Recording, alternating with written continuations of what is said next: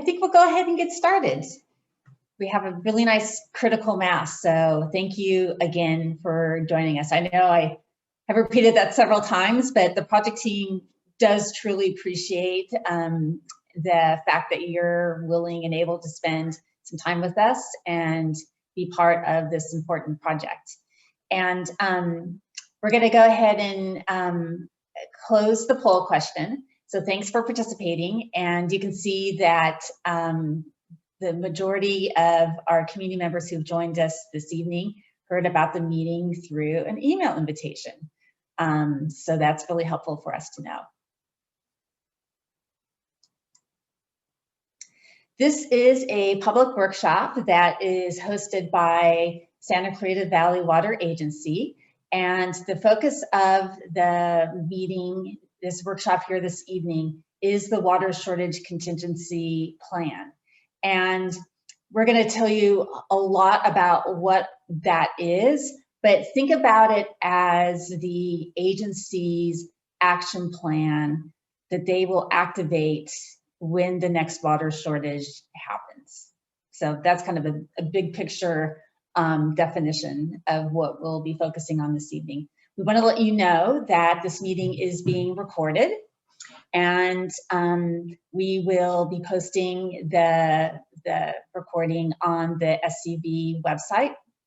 So if you know people who wanted to join this evening but couldn't make it for one reason or another, they can they'll be able to go to the website and check out the recording. And it'll be easy to find. It's on the planning efforts and project dashboard. And I'm going to tell you a little bit more about that in just a couple of minutes. Here's the agenda or the roadmap for our workshop this evening. So once we get through these preliminaries, we're going to just jump into the substantive portion of our workshop, focusing on the Water Shortage Contingency Plan. And we have our workshop broken into 3 different components. The first is hearing about the purpose of a water shortage contingency plan, what it is, why the agency is preparing one, and then what are the outcomes of this planning effort. And then our second module is focusing on water shortage metrics and consequences. And then the third is focusing on proposed response actions. And in between each of these presentations, we're going to pause. We have time set aside for Q&A and also to hear your input, your ideas. And then we have some other poll questions mixed in as well. Now, we know at this point in the pandemic that almost everyone is familiar with virtual meeting platforms, especially this one, which is the Zoom platform. But I just want to make sure that everyone knows where some of the important features are. So for the discussion in the Q&A portion, we will hear from you in 2 ways. So one way is that you can type in questions and comments in the chat box. And to get to the chat box, you look at the toolbar at the bottom of your screen, and there's the conversation bubble icon that says chat. You need to click on that. That opens up the chat box, and you can type questions and comments straight in there. And then we'll poll questions and comments, and the team will respond to them. We're also going to invite you, if you want to just unmute and speak directly to us, we're gonna do that as well during the Q&A. And so if you want to get in the queue for that, what you'll do is activate the raise hand function. And we know that sometimes people join on their phone, and so to activate the raise hand function if you're on the phone, since you don't have a screen in front of you, all you have to do is push *9, and that lets us know that you'd like to speak, and we'll call on you and then mute you, and you can speak from your phone. These are photos of our meeting team. So we'll hear from Matt Dickens. He's a sustainability manager at SCV Water, and Matt is managing the Water Shortage Contingency Plan effort.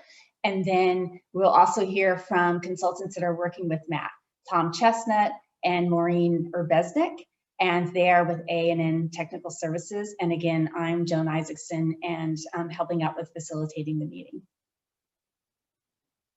So I'm going to just say a few words about SCV Water, the Santa Clarita Valley Water Agency. It is one of the larger agencies in the region and has a service area in the northwestern area of Los Angeles County, as you can see here on the map. And on this next slide, we have a more detailed map. And so SCV was formed a couple of years ago, only in 2018 by the act of the state legislature. And it brought together 3 local water districts, Newhall, Santa Clarita, and Valencia, into one unified agency. And so, as you can see with this information here on the screen, service area is close to 200 square miles and a population of about 274,000 people are being served by SCV Water. One more thing that I want to bring your attention to, and I mentioned this earlier in the meeting, is that we have set up a dashboard on the SCV website. There is an amazing amount of planning that's happening right now at SCV Water. And so we wanted to create a really easy and convenient way for the public to participate. And so there's a dashboard set up, and you can go to these different icons and click on them, and then that'll take you so you can get information about these different planning projects, and importantly, information about how to participate. And we're also doing the best that we can to consolidate communications out to the public about them. So like you might see an email at times where instead of it containing information about just one public workshop, we might provide information about workshops that are happening for multiple plans so that it's easier for the public to track these different opportunities to participate. And so again, I just want to show you where to find the dashboard. So all you do is you go to the home page at your SCV Water, and then if you look at the right side, there's a button for planning efforts and project dashboard. So you click on that, and then that's going to take you to that dashboard.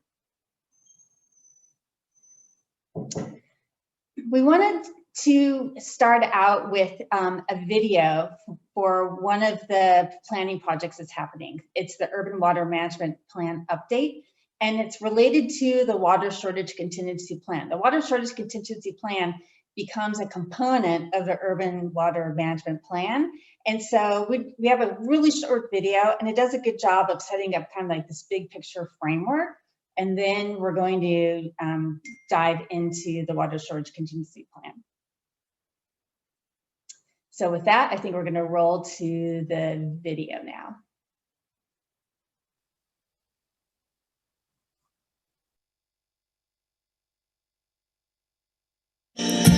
You turn on the faucet, and out comes water for drinking, cooking, cleaning, and outdoor irrigation.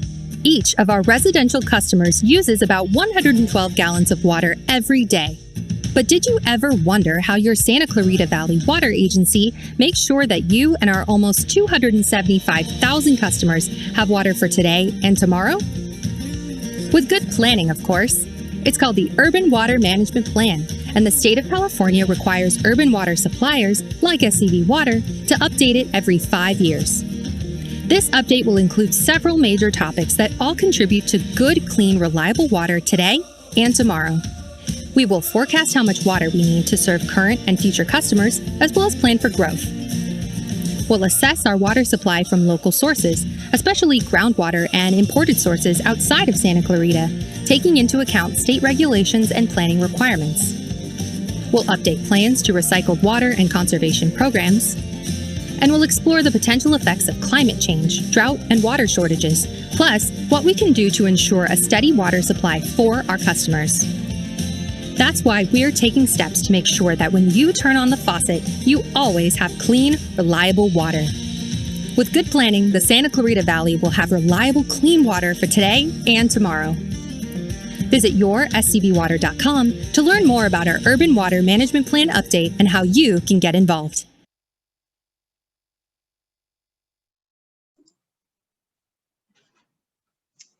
Thanks, Jack, for the help with the video. And we're going to go back to the slides.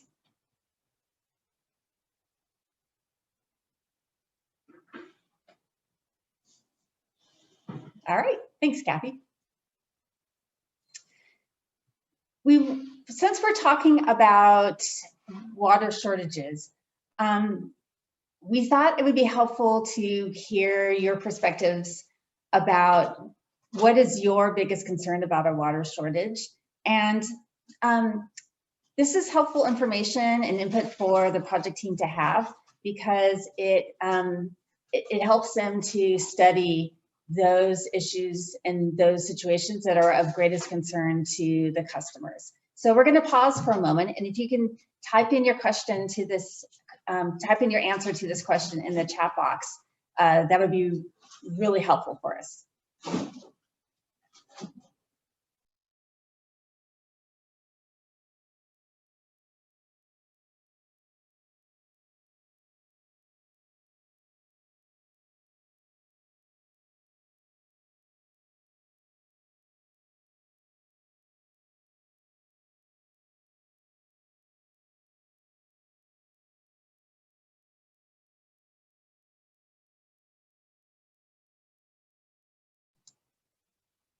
Looks like we're getting a couple of answers in there. It'd be fantastic if all of you could provide an answer, just like the first thing that comes to your mind when you hear this question. What is your biggest concern about a water shortage?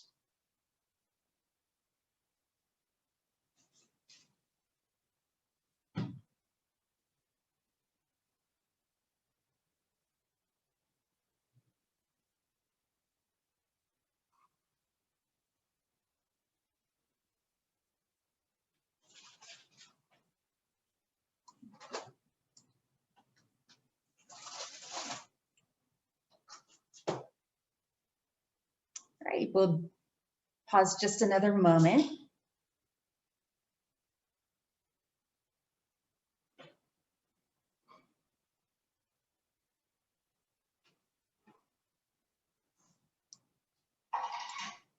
Well, at any point during our workshop this evening, if you want to type in a second answer to this question or your first answer, go for it.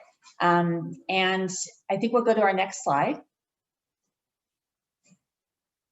So we are now going to turn to our first presentation, and which will be from Matt, who I introduced before. He's a sustainability manager at SCV Water. And I want to let you know that during the presentations, we're going to close the chat box. And what we have found is that sometimes when there's a lot of conversation in the chat box, it becomes kind of distracting. It's like hard because like we're all trying to watch two things at the same time. And so we're just going to close the chat box for now, and then so we can all focus on the presentation, and then we're going to open it back up for the Q&A and the discussion. So Matt, I'm going to hand this over to you. Thank you so much, Joan. Good evening, everybody. I'm Matt Dickens, Sustainability Manager at SCV Water. I would like to thank you all for spending your evening with us tonight and sharing your time. It's very important. We really appreciate your feedback and your input. Gathering this information really helps inform our planning efforts and our programs, and enables us to develop programs and express those programs in a way that improves service to our customers. So my presentation tonight is going to cover the purpose of the Water Shortage Contingency Plan and outcomes.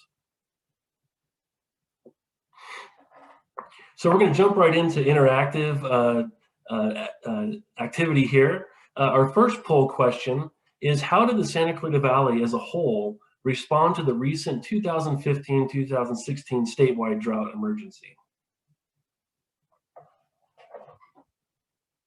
So let's see if we can launch that poll here.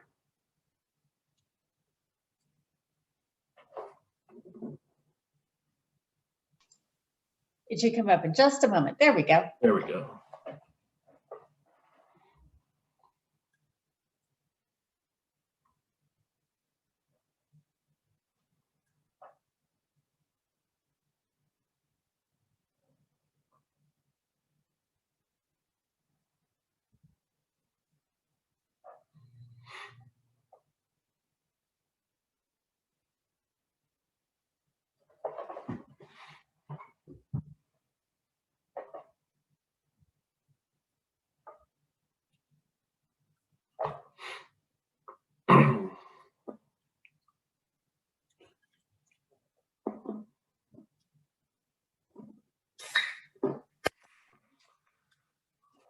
Okay, so we had three choices regarding how the Santa Clarita Valley responded as a whole during the 2015 and 2016 statewide drought emergency.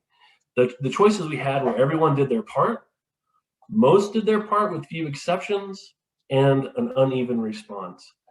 When we look at the data of consumption during the drought, we see that our total consumption reduced significantly, and our community responded with conserving quite a bit of water. I think later in the presentation, we're going to discuss exact numbers. When we studied customer groups in terms of who saved water, regarding customer classes, commercial, residential, dedicated irrigation, we saw savings across all customer classes. So from that perspective, it really was a team effort. However, there were a few exceptions. I think maybe some of us might have seen some of those. And so the correct answer here is most did their part with few exceptions. You guys did good. So our poll question number 2 asks, how would you score your own response during the recent 2015-2016 statewide drought emergency? And Matt, I will just let everyone know too, this is anonymous.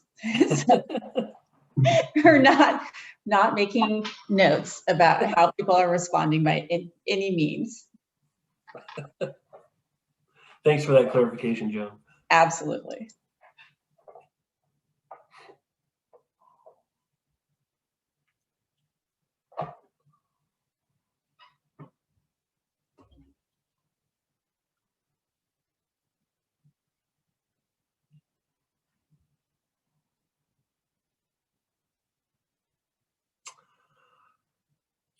Okay, well, again, how do we rank ourselves? I think most of us felt we did most that we could. And in many cases, that was what occurred on the ground.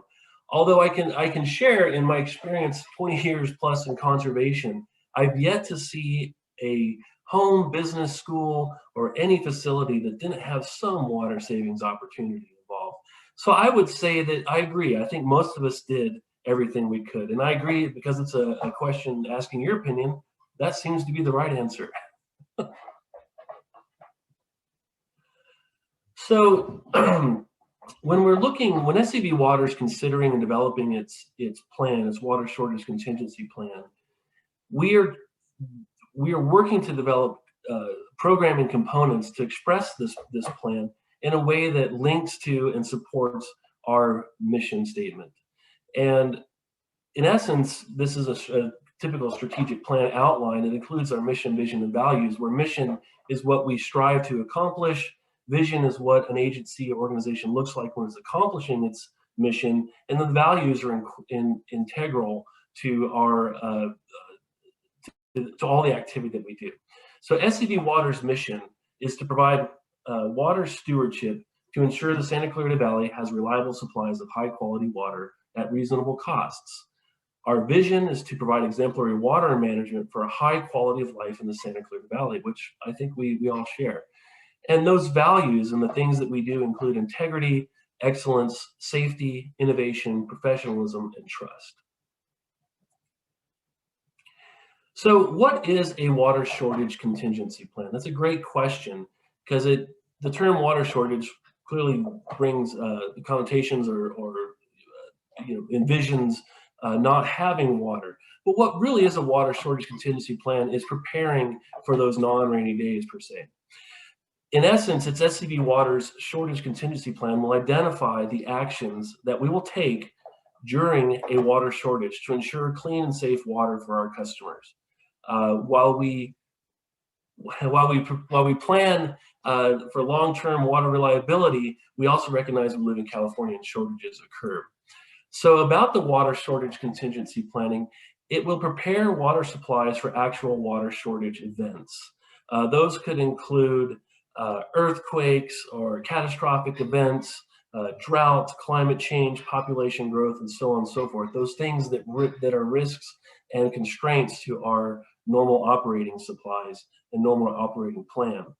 It'll inform water supply mitigation projects, policies, and programs By understanding how and where and when a water shortage or why a water shortage contingency or water shortage event might occur, it helps us plan to develop more robust responses in those events should they occur. Additionally, it incorporates local conditions, constraints, and opportunities. So it recognizes and it synthesizes these requirements, both from the state, but also as our water agency, to synthesize locally so that we're making decisions that are based off of our investments, our opportunities, and what our needs are. So regarding the Water Shortage Contingency Plan, it was mandated in the state California legislation, which makes conservation a California way of life, passed in 2018. It's required as a separate planning document approved by the SCV Water Board of Directors that will be attached to the 2020 Urban Water Management Plan. This was done so that we could integrate it for regional effectiveness and efficiency, but also update it as needed in real time. So what are the components of a water shortage contingency plan? What is the soup to nuts here? We've got water supply reliability, supply and demand analysis, shortage response implementation, and performance monitoring and reporting. If we dive further into that, in terms of our water supply and reliability, we're looking at our import, our groundwater, our banking investments, transfer opportunities, the seismic risks associated with our distribution system and our treatment plants, as well as treatment of groundwater or surface water in general. When we conduct a supply and demand analysis, the Water Shortage Contingency Plan will identify annual procedures that'll help us identify the delta between our available supplies in a normal condition when they're stressed, as well as what our current demands look like. That's what consumers and what our constituents and customers are needing in terms of water use. It'll identify available supplies and again, dive into those water use demands so that we can prioritize supply and better serve our customers. Then if there's a delta, meaning that we have less supply than what demand, the current demands are, that's where we start looking and diving further into our shortage response implementation. We propose 6 water shortage stages. Those would be synthesized response actions, meaning that we would take a look at what our current demands are, where those water savings opportunities exist, and we would work with customers to promote more efficient water use and ultimately achieving conservation. Also, it'll identify our communication and engagement protocols, meaning the plan will identify how we'll communicate with customers, where and when, and to what types of information we'll be providing. Performance monitoring and reporting is very important. We're required to report. We need to monitor supplies. We need to monitor conditions in real time as part of our proposed plan. We need to track customer compliance if that's applicable. And we also need to report monthly internally, but also to external agencies, including the State Water Resources Control Board at times. All of those processes are consistently evaluated for adaptive management so that we can change, we can increase our activity, we can focus our activities, but meanwhile, we're focusing on making sure that those supply and demand levels are balancing out to the best of our ability in a shortage event. We have a robust all-star team working here, both internally at SCV Water and externally. We have A&N Technical Services, Kearns and West, who are on the meeting tonight, as well as A&N Technical Services. We've got Kennedy Jenks, Medallis Water Management, and BBK, helping this team develop a plan, a very robust and comprehensive water shortage contingency plan. In addition to the all-star team guidance document from the state, we have quite a bit of technical resources and research which we are including in the development of our water shortage contingency plan, so that it's based on empirical evidence as well as smart practices and best practices where applicable. Those include our 2020 Urban Water Management Plan, water supply and reliability analysis and assessments, our decision support system model, which identifies our demands, projects our demands, but also notes how conservation impacts our demands. We've got a sales forecasting and rate model so that we can understand how water shortage events may affect revenues. We are conducting a seismic analysis and mitigation plan to prepare our system and appurtenances for earthquake activity and other seismic events. And we've got internal and external environmental scans. And that really means we're looking internally to see where our practices have been successful in the past, but we're also scanning the water service industry to find those smart practices and best practices, which may help us develop a more robust series of responses to help improve our service and our efficiency and effectiveness of the overall plan. Slide, please. So what are the outcomes? The outcomes include Water Shortage Contingency Plan, which includes, as I just spoke a few slides ago, evaluation, analysis, and response activities. It will also include a demand reduction implementation plan that looks at internal and external outputs to achieve optimal efficiency and optimal conservation. We first must start internally, where we're going to lead by example, where we're going to identify where can we, through our operations, through our facilities, through our employees, how can we improve our water efficiency, and while we ask and when we ask the community to improve theirs. The Water Shortage Ordinance will identify the compliance enforcement and legal authorities, and I think I'm going to discuss that in a little further detail here in a moment. And also a proposed seismic analysis. All this comes into the proposed Water Shortage Contingency Plan. So what is a Water Shortage Ordinance? A Water Shortage Ordinance, following approval by the SCV Water Board of Directors, the ordinance provides the legal authorities that would empower the agency to implement and enforce its shortage response actions. This would be the legal documentation that essentially enables us to enforce what different stages and different levels of conservation we're required to achieve. How does the Water Shortage Ordinance benefit the community? Well, first and foremost, it prioritizes domestic uses, sanitation, fire protection, in the sense that it recognizes that our first and primary demand that we want to serve and need to serve are those domestic uses, sanitation, fire protection. Those are our priority. It also identifies, communicates, and limits wasteful water use practices. Those include things like irrigation runoff, washing your car with an automatic shut-off hose nozzle, spraying down the concrete instead of using a broom. It clearly communicates how and what types of activities tend to contribute to the greatest levels of waste. And then finally, it enables the water agency to enforce provisions of the Water Shortage Contingency Plan and prioritizes inefficient uses of water. So in this case, it allows and it enables the agency to enforce those provisions should we determine there are egregious cases of water waste, so we can focus on conserving in those egregious water waste cases instead of asking for conservation from those who are being efficient. Next slide.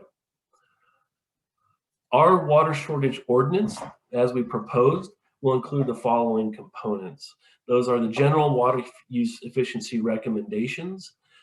Those often include things like using Energy Star certified products or WaterSense certified products. It might include watering, recommendations to water 3 days per week in the summer, 2 in the summer, or in the fall and the spring, and 1 day in the winter, up to 1 day in the winter. It could talk about cycle and soak irrigation, where we're encouraging customers to effectively water their lawns while reducing the amount of water that runs off so they can maintain green lawns, but we limit the amount of water running in the gutters. In addition to that, it identifies the water shortage stages, which Maureen will present in more detail in her presentation. Specific measures to achieve demand reduction. This is where the water agency looks at our demand profile and identifies, for example, irrigation use might be 50, 55, 53% of our total use, particularly for residential customers, of which in many cases, about half of that can often be attributed to inefficient operation of a sprinkler system or results in water waste. So in this case, we would recommend ways to reduce those wasteful activities to ensure that some conservation level or stage reduction is achieved. It would clearly communicate penalties and enforcement process. Those processes as proposed in the current ordinance might include a letter, a warning or a courtesy letter to customers on the first notification, and then an escalation of response if there's a failure to correct those water waste activities. And finally, it will identify the appeals process and waivers, where there are some cases where an egregious activity might be inadvertent, occur while somebody was on vacation and a sprinkler was kicked or something like that. So there has to be a case or an opportunity for us to evaluate on a case-by-case basis an appeal if something is outside of a customer's control. So that will be clearly communicated in the ordinance, in the proposed ordinance. Finally, I want to quickly review our schedule. Here we are, January, almost February, conducting our virtual public workshop. In March, we will have our draft plan available for public review and comment, and I encourage all of you to take a look at that and provide us your feedback. It's very important. Again, it helps inform us on how to improve our services.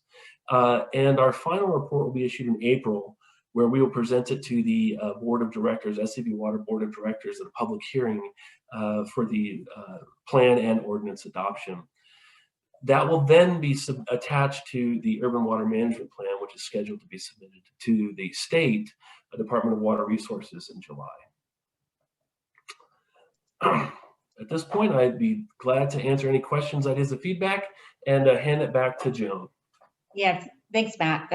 You do such a great job of explaining what this is all about, so we appreciate that. We do have some time for Q&A. Now we do have the two other modules, and so I think so if there are questions that come up that we know are going to be addressed in the upcoming presentations, we'll probably hold off on those.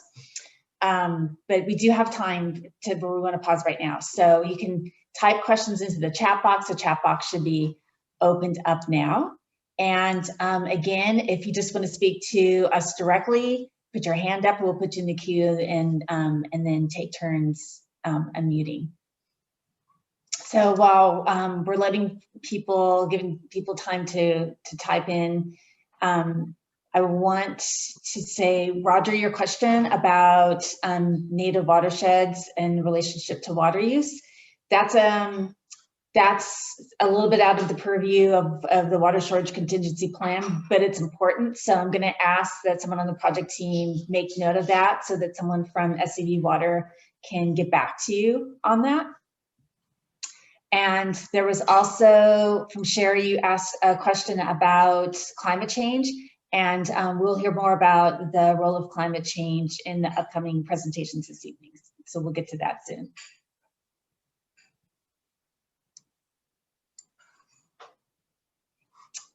Okay, don't see any hands up yet, and or questions in the chat box yet. Jack is helping monitor questions. Jack, am I missing anything? If not, we'll go straight to Tom's presentation.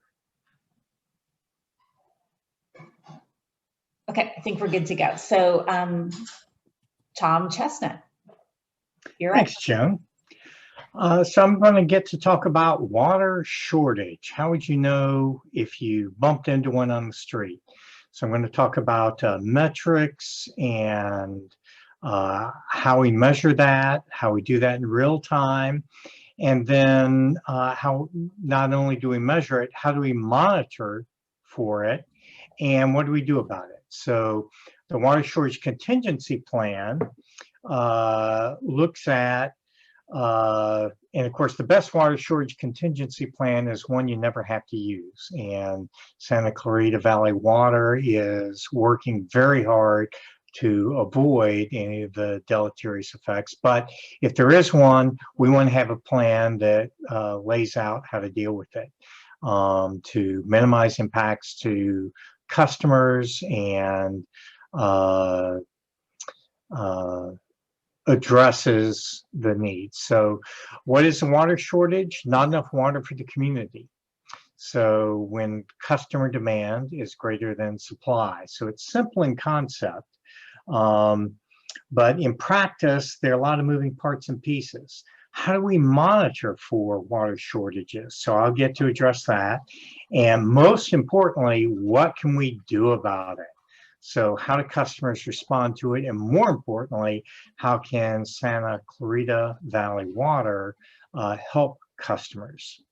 So I've got a poll question here. There was a really huge drought emergency in the state of California in 2015 and 2016 when restrictions went from voluntary to mandatory. The question is, how did that impact you?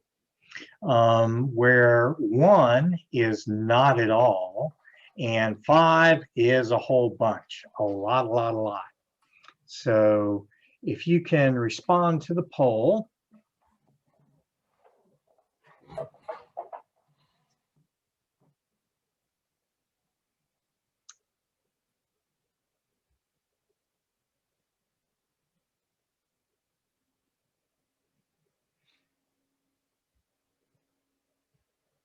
That's good. It's a nice variation response here. It definitely whacked some people a whole lot. The most popular answer was right in the middle. So this kind of information is important because it's clear that when we're developing the plan, we have to be sensitive to how it affects customers, any water shortage, and it may affect some customers more than others. So there are results. Most popular answer was smack dab in the middle. Skew and definitely a whole lot. The only one who said not so much. So did you know that the Santa Clarita Valley as a whole saved 30% during the statewide drought emergency, which shows off some pretty serious conservation skills? There was a huge turnout in response to that. And that's something I think that's just really encouraging. So what are the metrics for water shortage? I've stated that water shortage is when customer demand is greater than supply. So we can look at some of the metrics like hot and dry weather. Boy, that not only affects water demand, causes it to go up, it shrinks water supply. And that's, you know, those are going in opposite directions. We can look at measures of local weather. We can look at how drought is impacting the entire state or the Western US. So some of this has to do with imported water supplies. There can also be emergencies that cause shortages. So we need to dial into that.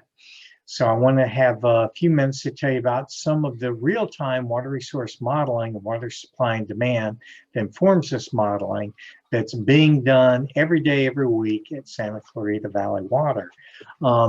We've got some pictures of some of the data that's being measured in real time that includes precipitation, how local water supplies are, imported water supplies, availability of banking water, temperature, which affects the evapotranspiration requirements of plants. And it turns out plants are really helpful for humans to survive and have a healthy mental outlook. So, and water demands are also being monitored. So we're monitoring all these indicators, and how does that look like altogether?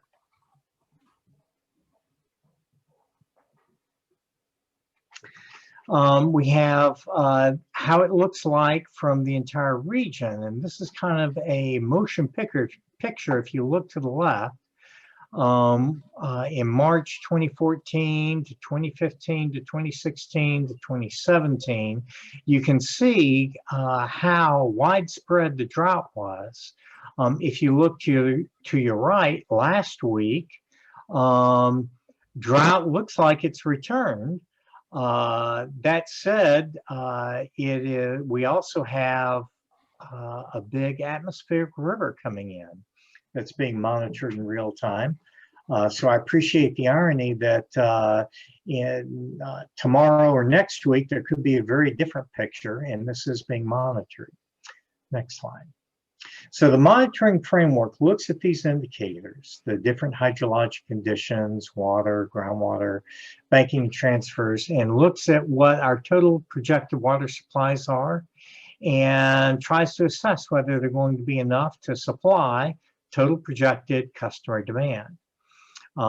If not, we may have a shortage, and we break that into one of 6 different shortage levels. And roughly speaking, that first stage 1 is a 10%, up to a 10% shortage, stage 2 up to a 20%, up to a 30%, up to a 40%, up to a 50% and beyond. It would be the stage 6. So this is what's being monitored, and that leads to the next really important question I need to ask you. Let's see, financial implications. So the financial implications to customers when there's a shortage. There are also financial implications for Santa Clarita Valley Water. So here's an example. In a 20% shortage, the volumetric revenues would be down. Some of the expenses would be down too. And the Water Shortage Contingency Plan has to look at how we're going to deal with that. And that will be incorporated in the plan. So, poll question, how can what do we do about this? How can Santa Clarita Valley Water be helpful in a water shortage event? So here are the choices. They can communicate what the shortage status is in a clear and timely way, provide information on what customers can do to take action. They can offer rebates for water savings devices, offer direct customer assistance. And if you dial down on the polling screen, you can see other choices. Providing special assistance to seniors and other community members who need help in assessing information about water shortage and actions, enforcing water waste regulations, all of the above. So it's multiple choice. Supposedly you can pick more than one. And it looks like that is the case. So we'll let you think about this, how Santa Clarita Valley Water can be helpful in how you respond to a shortage. This kind of information will be very important in putting together the Water Shortage Contingency Plan.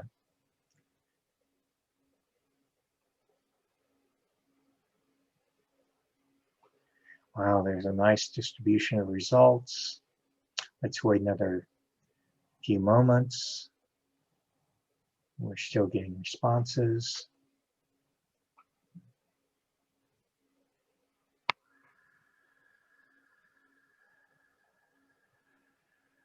Okay.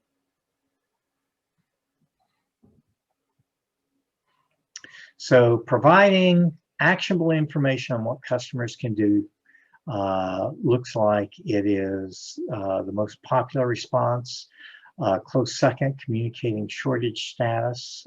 So communication and customer engagement look really important, but those are not the only things that are important. Several of the other ones also scored very healthy results. So with that, that's really informative. Are there other questions? I'll turn this over to Joan to see if we can be responsive. Absolutely. Thanks, Tom. And what we'll do is we're going to do the same thing. We're going to open up the chat box again, and we'll take questions. And we do have one more presentation module. So after we do this pause, we'll keep going, and then we'll really get into the discussion.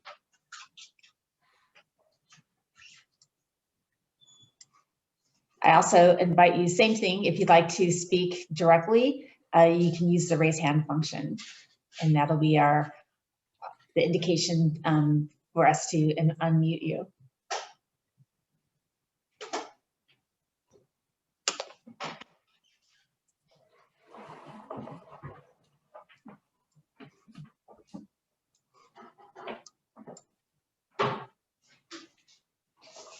Let's go ahead and go to our third presentation. And next up is going to be Maureen focusing on the discussion about proposed response actions that are being considered as part of this planning effort. Thanks, Joan, and thanks everyone for joining tonight. We can go to the next slide. So this is a similar chart to what Tom was reviewing and sort of how it all works together. It's a visual of the framework.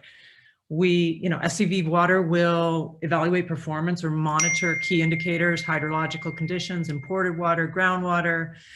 They'll determine the available supplies, the projected demand, and if there is a calculated shortage, they'll assign a stage. And then the task force will come together to decide upon the appropriate response actions through.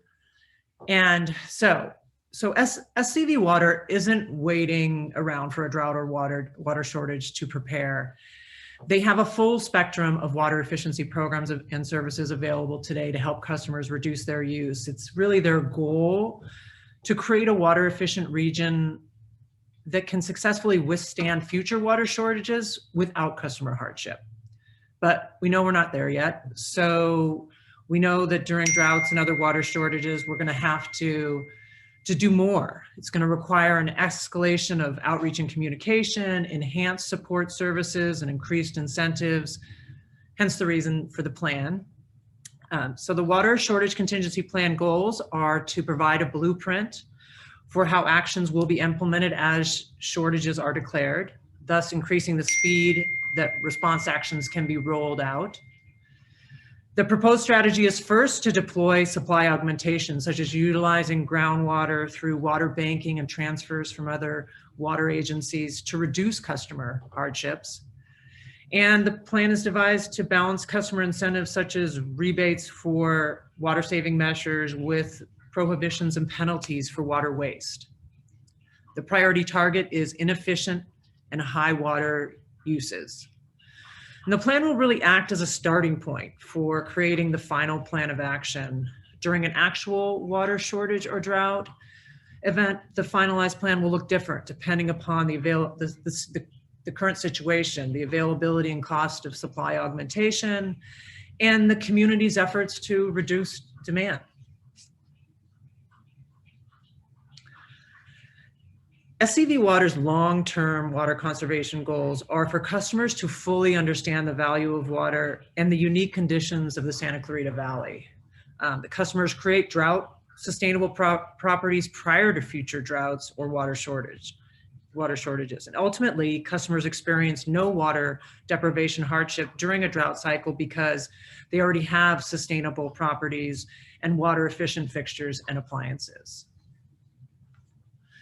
SCV Water currently offers numerous water efficiency programs to assist customers in reducing their use, including rebates for replacing lawns, rebates for smart irrigation controllers or smart sprinkler timers that use local weather to automatically adjust the watering schedule, soil moisture sensor rebates that perform a similar function, pool cover rebates, and drip and high efficiency sprinkler nozzle rebates, as well as grants for schools to make efficiency upgrades.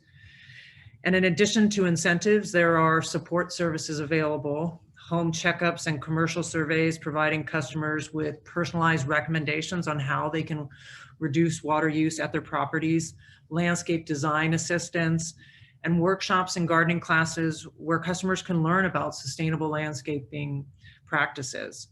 All of these efforts are to help customers reduce use and be better prepared for future water shortages and droughts.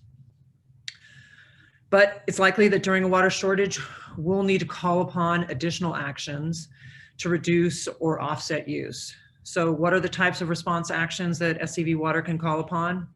There are programs like the ones we just reviewed, and SCV Water can increase rebates for those programs or provide installations of water saving devices, more education. SCV Water can augment current water supplies by getting transfers, as we discussed, from other water agencies or using bank supplies.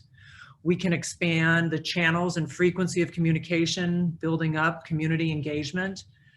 And ultimately, as really a backstop, we can enact restrictions such as prohibiting washing down sidewalks or limiting watering times. Each stage of water shortage will have different requirements, and actions will be selected depending upon how well they work for a specific situation. If the need is a 10% voluntary reduction, that may just require increased communication, while a 30% reduction may require increased incentives, direct installations, and limiting watering. An essential portion of the water shortage response action plan is deploying an effective customer outreach and engagement strategy, because it'll only work if customers know what the issue is and respond by taking action and reducing their use. SCV Water's proposed customer engagement strategy is to prioritize water saving opportunities. That's focusing on inefficient and high water uses. The plan is to do direct outreach to those customers, provide support services, and do it in a manner that we're going to get response. This will result in higher response rates, higher water savings, and ultimately we will achieve our reduction goals per water shortage stage. The proposed strategy is, it's going to take a lot. It's going to take us to effectively communicate, motivate, and gain participation from customers at ever increasing levels as each stage increases. And there's really an interactivity between all these components. And when we know when performed effectively, we'll create a heightened customer response. Quality customer targeting drives better outreach, which in turn creates a larger community of people. These people become influencers. They help us sell the programs and messages to others in the community. When increased rebates and direct installation programs are added, response and water savings increase. And lastly, when we increase restrictions and penalties, we ultimately drive savings up. And this all, when it works in a synergistic fashion, full goal attainment is achievable. So there are 6 stages in the water shortage contingency plan, really as mandated by the state. All water agencies have to have these. Stage 1 is anticipated to be a voluntary up to 10% reduction, although it could be mandatory depending upon the situation, escalating up to a stage 6 or catastrophic situation with water for essential use only. So SCV Water has proposed differing response actions at each stage, and these are only a plan of what we believe will work best based upon the knowledge we have now and the technologies available to us now. These are tools in the toolbox and will change depending upon input from yourselves, the public, and actual circumstances at any given water shortage. At what we'll call stage 0, a non-drought stage, programs and incentives will continue to be offered at current levels. During this time, the goal will be to encourage and incentivize customers to create drought sustainable properties prior to a shortage. The proposed focus is on lawn replacement programs and irrigation upgrades and customer education. Once a shortage enters a specific stage, the task force will assemble to finalize the response actions for that stage. And for all shortage stages, the first priority will be to secure water supply through supply augmentation.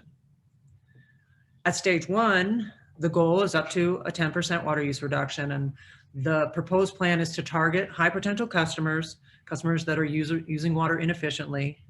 The proposed programs would likely remain the same. The outreach will enforce the importance of water efficiency as a preparedness for heightened shortages, and probably continue with voluntary restrictions, or really what we would call recommendations. The goal for stage 2, or a moderate shortage, is up to a 20% reduction in water use. The proposed focus there would be to expand activity for irrigation equipment, incentives and direct installation, consider maybe adding irrigation tune-up and repairs and leak detection programs, ramp up outreach so that customers really have an understanding of what a moderate shortage is, and just ask everyone to do their part. Consider mandatory restrictions.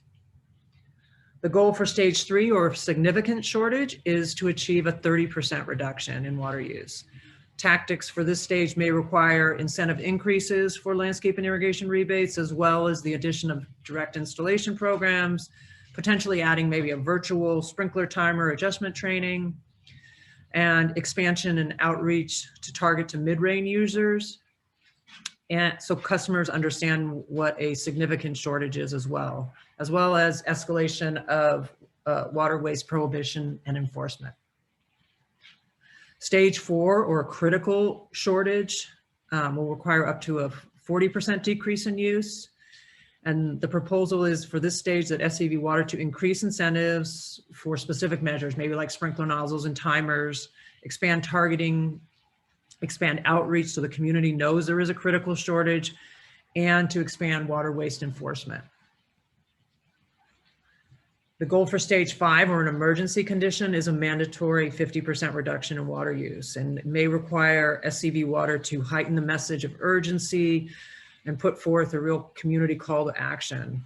It's proposed at this time that all landscape and irrigation programs be suspended. Additionally, there may be an increase in penalties, in implementation of emergency alerts, and expanded news and social media outreach notifying customers of the 50% decrease in water use. And at stage 6, really a catastrophic situation or shortage, it's likely only indoor programs would be offered for things like plumbing and leak detection and repairs. SCV Water would implement messaging announcing water for essential use only, and would conduct strict enforcement of water waste prohibitions. So once the monitoring data systems show that the region has reached any given stage, several actions will occur. First, the response, the task force will assemble, and they'll make decisions about what level of programs and services, restrictions, incentives, outreach to customers is necessary based upon the situation. The group will review the actions in the Water Shortage Contingency Plan and make modifications as necessary. The plan is really intended to be flexible and changeable. It might include different technologies that are available at that day, might have different budget dollars for different programs, different incentive levels. So it is malleable. And once the action plan is finalized, the task force will implement the programs, penalties, communications plan as agreed upon.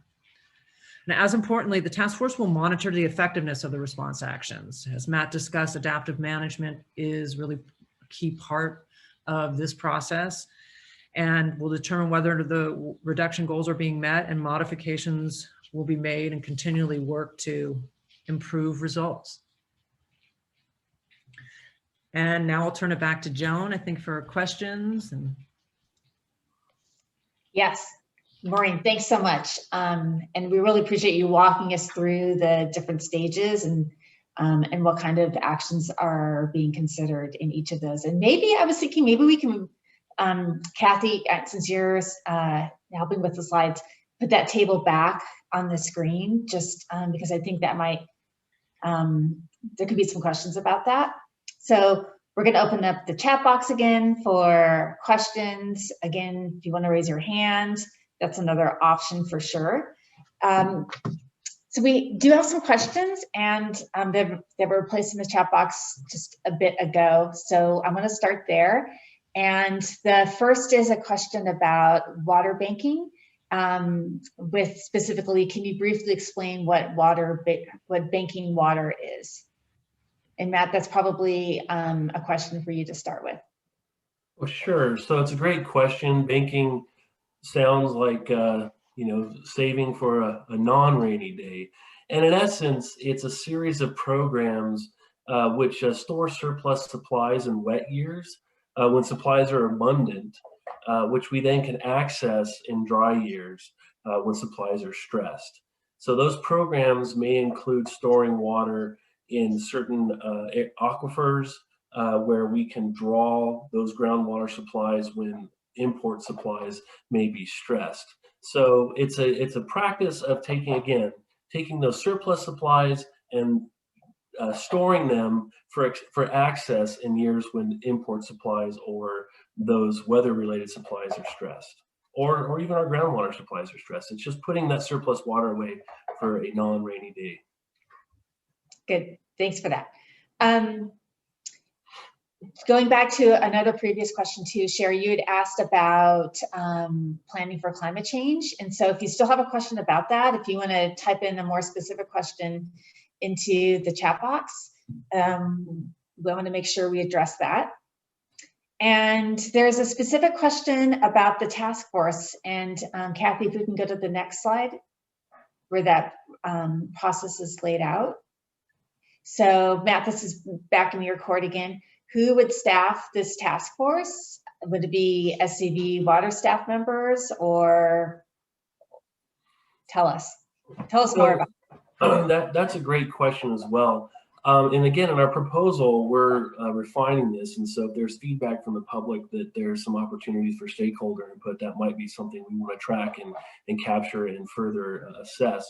But initially, our water resources and water conservation teams will be evaluating this data. We propose they're evaluating this data in real time. And then once that task force is assembled, it's going to look at those supply and demand constraints and then probably grow from there. So at first, it's about recognizing those differences in supply and demand, and then identifying stakeholders, identifying community members who can help express the program successfully.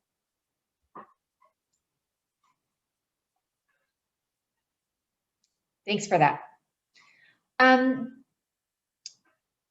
Okay, we have another question in the chat box that just came in.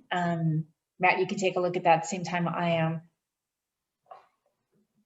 Okay, so the question is, if the emphasis on a water shortage contingency plan seems to be placed on modifying the end user, what else can be done to conserve local water that focuses more on long-term approaches?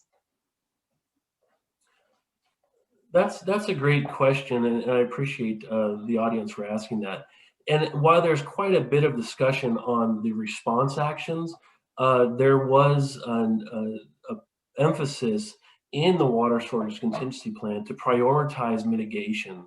So the end use demand response, while we discussed that quite a bit because there's quite a bit of information there, we do have significant investments in our banking and other strategies which can help us prioritize mitigation strategies such as supply augmentation, if that would help us offset that delta between the supply and demand for a given year.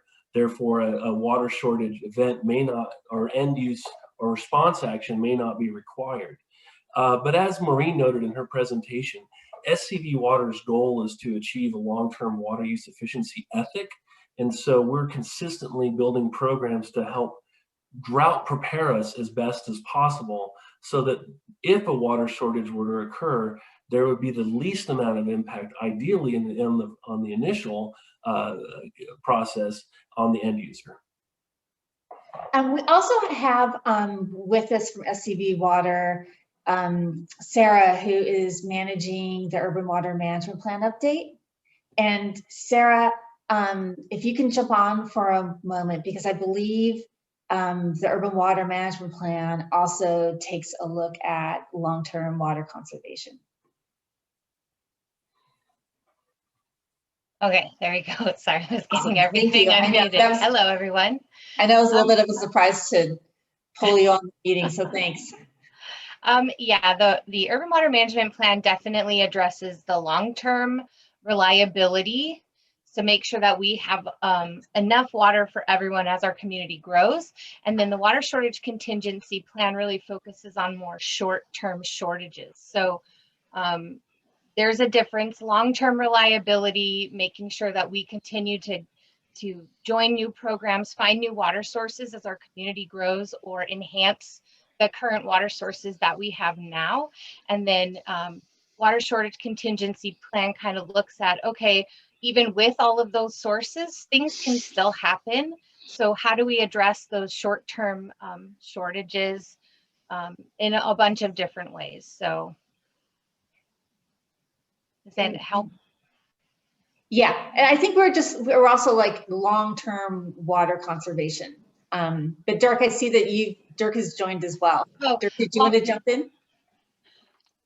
Yeah, I mean, when we do our urban water management plan, which is essentially making sure that our supplies are adequate to meet our demands. We do take the long view of conservation savings. And those are both passive savings that we see because all of your appliances are becoming more and more efficient as time goes forward, as well as the active conservation programs that Matt's very familiar with respect to, cash for grass or other incentives that enhance that long-term water saving. Good. Thanks for that. Thank you. Okay, changing gears a little bit. This is a good question from Susie. So she writes, this program seems to be concentrated almost only on single-family homeowners and even more so on exterior water use. What about those who live in townhomes, condos, apartments, mobile homes, etc.? So Matt, can you tell us a little bit more about, would there be actions in the contingency plan that relate more to non-single family properties?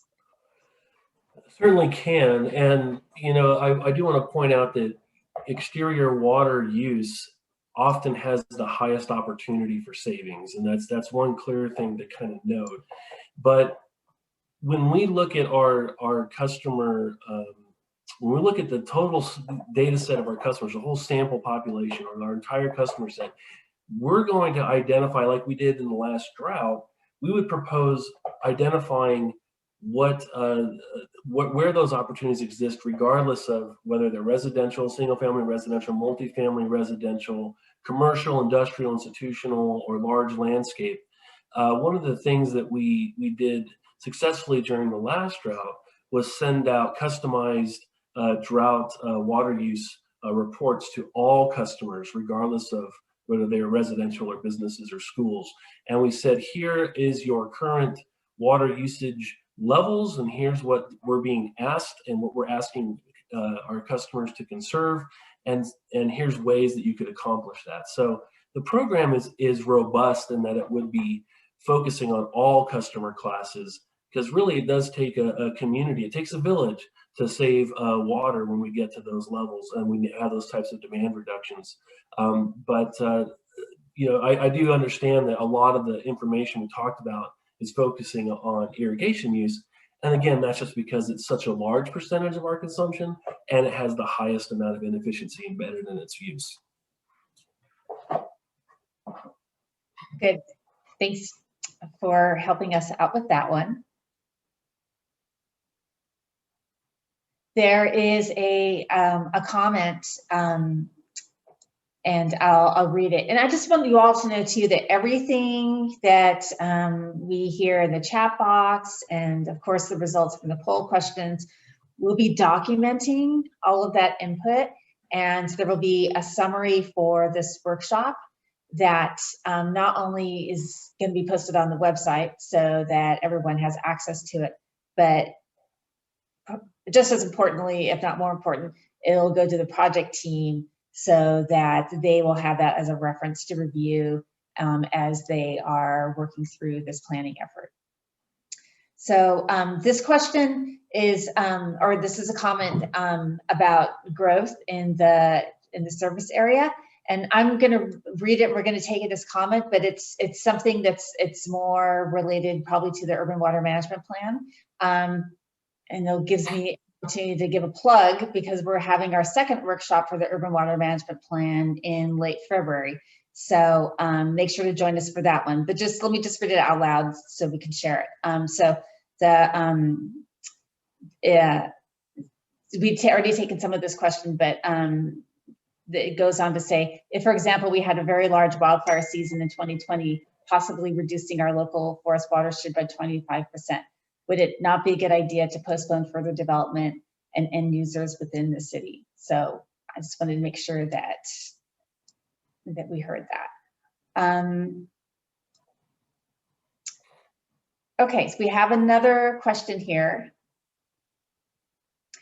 Can you expand on how plans will be created to address potential sudden drastic decreases in water supplies, such that could happen from an earthquake or some other type of natural disaster? Another great question. Thank you again for the audience for asking this. So you can see in the stages in front of us that there's a stage 6 that has a 50% plus reduction goal. And that would occur if there's a catastrophic shortage.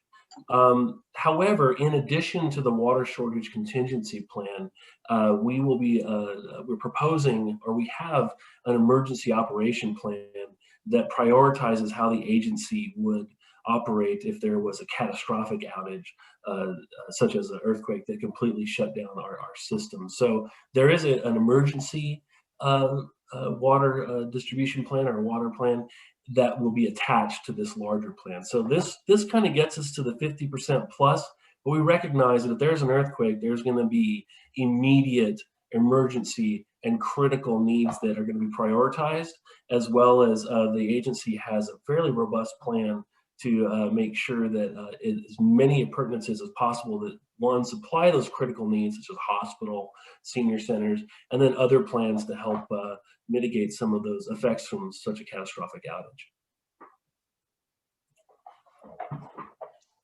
outage. So Cher did have a follow-up question on climate change, which is, how much of a reduction in water are you anticipating in the not too distant future due to climate change?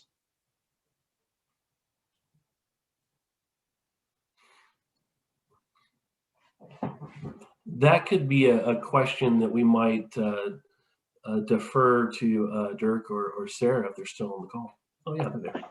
Yeah.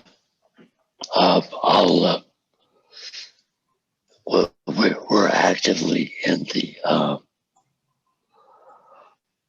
the process of studying that. We have our urban plan looks at both our imported supplies and local supplies.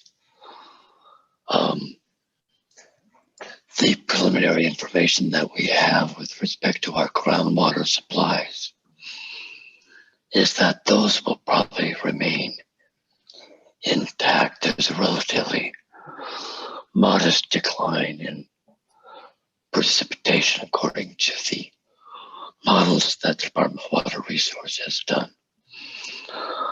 Our imported supplies from the state project, they're the average water supply that we see now, which is about 60% of our contracted amount, will decline to about 53% of that amount by 2050, if the climate, really rather very conservative climate assumptions that DWR put into their study come to fruition. So that's an idea, but we're still refining that and totaling things up, and that will be addressed in the Urban Water Management Plan.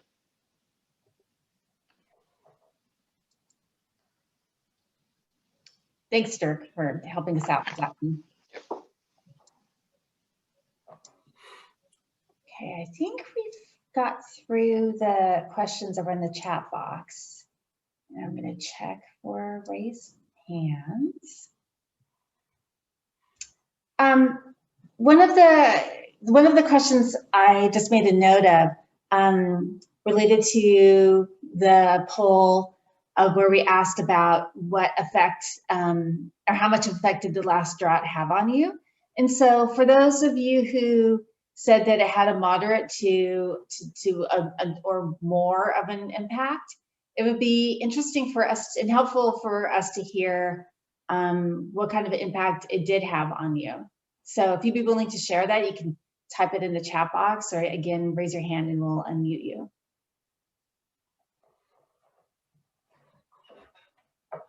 And while people think about that, there was also, I realized I missed this. There was a question about, it was a follow-up. So we talked about why the question about why does there seem to be more emphasis on single family homeowners, and what about condos, townhomes, et cetera. But there was a follow-on question about what about businesses and companies, including restaurants? Are they, will there be actions that apply to them as well? So, yeah, when we look at our identifying those, prioritizing water savings opportunities, we're going to look, our goal would be to look at each customer group, each customer class, each type of use to identify where are those inefficiencies embedded that we can achieve conservation or achieve those demand reductions if we're required to. Again, remember, our priority might be accessing our the banking, which we've put a lot of investment into. But say we get to a point where we have these demand reductions, then we're going to look for those opportunities that are embedded, as I'm mentioning here, in the different types of uses of water. And they're all over the place. They're somewhat ubiquitous. And so the idea is to find the ones that you can effectively and efficiently access, promote, and help customers to reduce. In many cases, we'll find that through simple measures, such as, I know we're talking about landscape, but such as reducing down to 3 days per week watering, even 2 days per week watering, can achieve significant water conservation and reduction, but it can also have very little impact on the outcome and the outputs of our landscapes. In many cases, we can see that some plants have become kind of the couch potatoes of plants, where they're watered so much they don't even have to stick their roots in the ground anymore. Sometimes their roots are facing up. And what we're trying to do is get those plants, for example, the turf, to get stressed so it starts putting its roots into the soil. And as it does that, it searches for water and it becomes a little more healthy and a little more stress. That stress actually encourages it to grow and become more healthy. So those are types of things that we would looking for embedded inefficiencies in practices and behaviors that we think could achieve maximum efficiency or conservation while having the least amount of impact on the qualities and comforts that our customers expect.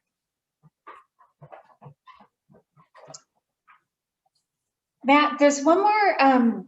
There's one more topic in the chat box that I'm going to ask you about, and then I think we'll wrap up. But it might be on other people's minds too. So it was one of the responses to what concerns you about a water shortage, and we had a response that in the form of costly water bills. And so we know that often, when people think about these types of situations, the financial implications are questions for people. And so if you can address that, how that might play into the actions, I think that'd be great. And then we can wrap up. So just real quick, I just wanted to comment, respond to a comment on the last comment, and just sure, yeah, go for it. Just emphasize that indeed we look at each type of business, we assess each type of business, including restaurants, which do use quite a bit of water for serving water when you're not asking for it. So this is back before before we went into the safe at home protocols, but serving water without being requested, improving efficiency of dishwashers. There's pre-rinse spray valves that are very, very water efficient and reduce the energy associated with hot water use as well. So indeed, just to help clarify this participant's comment, we would look at those specific types of uses of water by industry, by sector, by type, so that we can prioritize those water savings opportunities. Good. I'm glad we circled back to that. Yeah. Okay, so now if you can just say a little bit, address the concern about potential cost implications for customers related to water shortage. Maybe Tom could comment because his presentation focused on those financial impacts. Yeah, I'd be happy to. So that is a key thing that Santa Clarita Valley Water seeks to address, affordability and cost implications of providing a reliable water supply. So cost minimization is at the heart of a lot of the planning. And that said, some of the most expensive water is the water you don't have.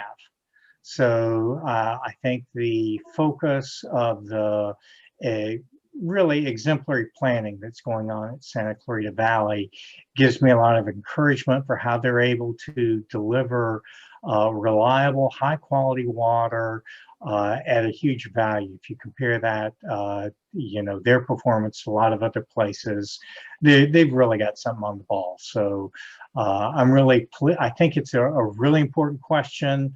Affordability is a key thing. It's really important that we be able to afford safe and reliable water, and that's for the entire community. This is something we're all in together on.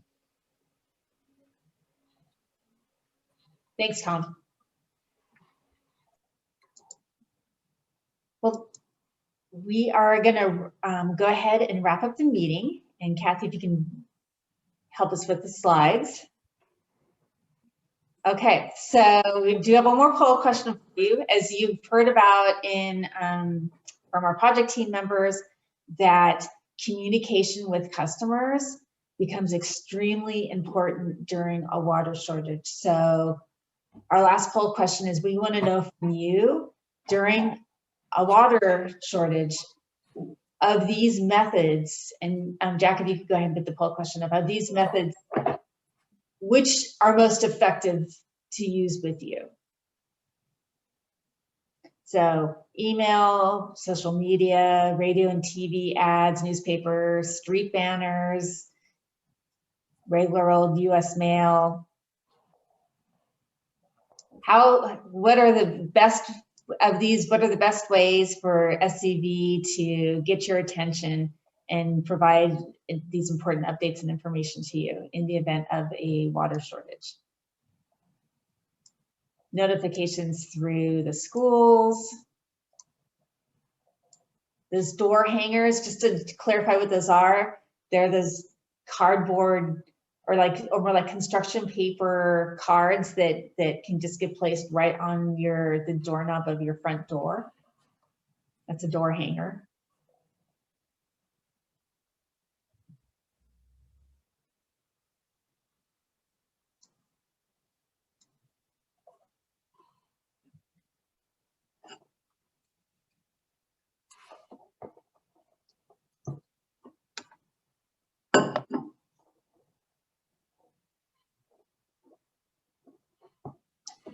Email is winning big right now.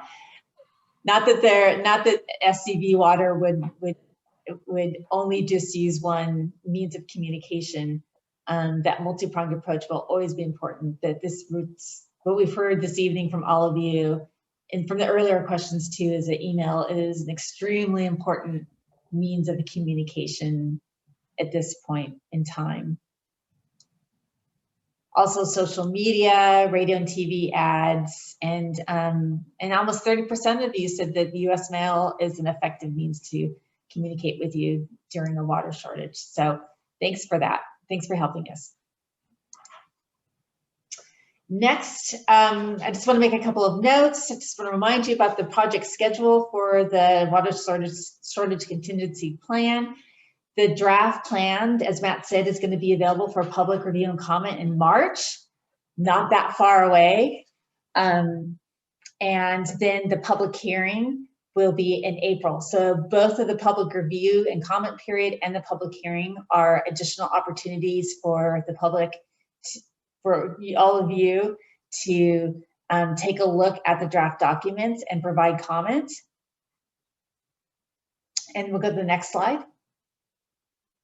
So I want to remind you about the dashboard, and I'm going to show you one more time where to find it, and so that you can continue to stay involved in SCV water projects. And again, you just go to yourscvwater.com, and the dashboard button is there on the right. And so that's a great way to stay in touch with these different planning projects that are underway. We do have our second Urban Water Management Plan update workshop in February, about a month from now. So we hope that we see many of you there, and we'll get information out about that workshop real shortly. On behalf of the project team, thank you very much for being here with us this evening and providing input. Stay involved and stay in touch, and be safe, and take care of your families and your communities during this pandemic. Have a good evening, everyone. Thank you. Thank you.